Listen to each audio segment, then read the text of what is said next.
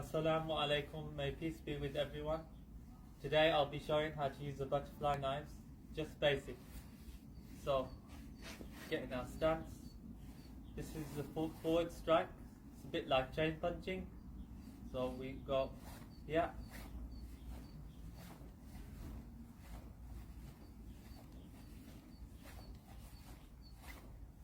Second is, it's a bit like Kwanzaa, so low block and an attack. So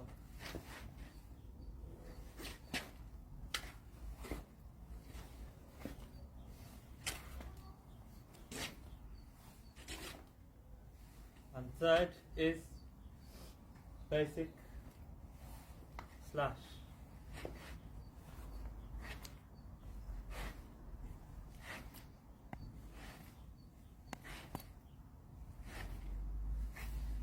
And last but not least is, we can use these as daggers too.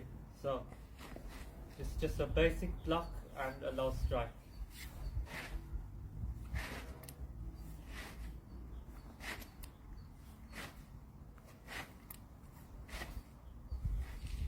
So thank you everyone for watching, and I hope to do more videos like this. Just mention down in the comments below.